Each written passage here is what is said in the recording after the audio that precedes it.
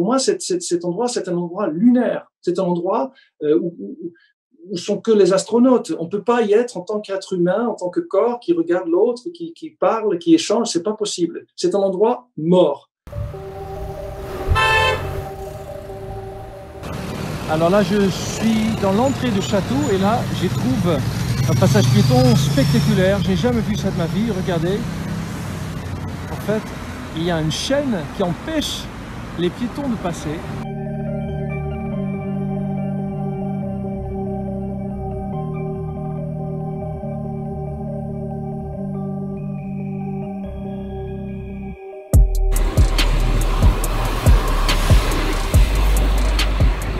Je suis arrivée au passage piéton et donc je me suis demandé s'il allait passer.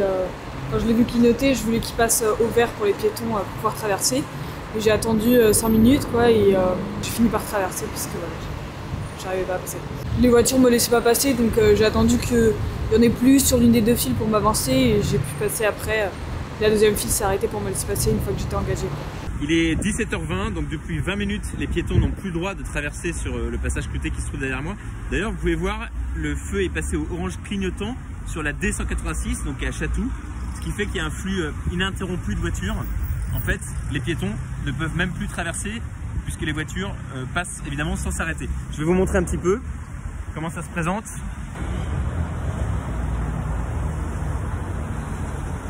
Voilà, d'ailleurs, il y a une personne derrière qui est bloquée, qui ne peut pas traverser. Il est obligé d'aller un petit peu vite. Je passe souvent ici en voiture du coup, vu que c'est mon trajet pour aller au travail et je suis tout le temps en voiture. Et du coup, c'est vrai que j'ai jamais fait attention, mais là, en fait, c'est jamais bouché en fait. La circulation est toujours fluide, donc c'est vrai que pour les automobilistes, c'est agréable. Pour les piétons, c'est peut-être pas le plus pratique, mais après, pour le niveau de la circulation, peut-être que c'est intelligent du coup, pour fluidifier le trafic. Il faut juste être au courant, c'est tout en fait. Nous sommes là face au comble du comble de l'hostilité urbaine. Un passage piéton interdit aux piétons. Alors, on ne peut pas être plus clair dans le message.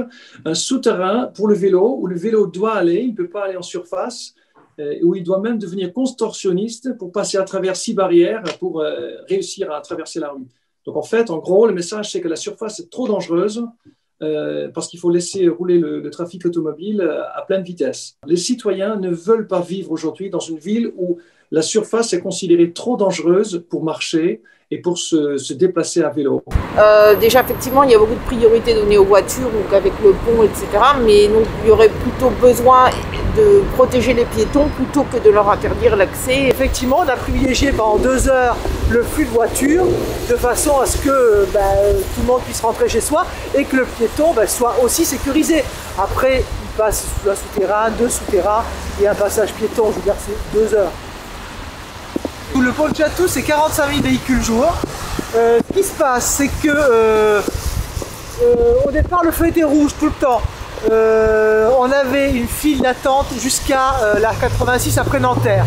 Donc forcément, les gens hurlaient, c'était vraiment compliqué. On est passé sur un feu clignotant entre 18h et 20h tous les soirs. S'il y a trop de voitures, c'est parce qu'il n'y a pas d'alternative. Parce que justement, on interdit même les alternatives d'y passer, c'est-à-dire le piéton et le vélo. Il existait au mois de mai une piste cyclable, une Corona-piste qui avait été aménagée, mais cette ville a demandé de l'enlever au bout de 2 semaines parce qu'elle considérait que ça posait problème pour la voiture. Mais il faut du temps pour les citoyens pour découvrir ce nouveau mode de transport. On ne change pas de mode de transport entre lundi et vendredi. Il faut du temps rien que pour découvrir qu'une piste cyclable existe. En fait, l'idée, c'est vraiment de sécuriser le piéton et voilà, c'était vraiment ça.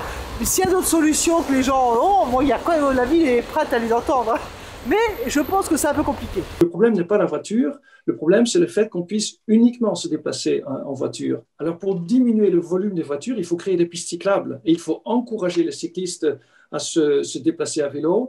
Et vous ne faites pas ça quand vous créez des passages souterrains, par exemple, où des cyclistes doivent descendre de leur vélo, donc arrêter d'être cyclistes pour se contorsionner à travers des barrières. Ça n'encourage pas, si vous voulez. Il existe aussi des passages à niveau aux Pays-Bas, par exemple, mais là, le cycliste, il passe. En fait, il n'a pas besoin de s'arrêter, il peut continuer son chemin. Alors que là, on a une rupture urbaine où le cycliste, en plus, doit partager son chemin un peu en amont avec les piétons. Donc, en fait, tout est fait pour décourager les citoyens à se déplacer autrement qu'en voiture.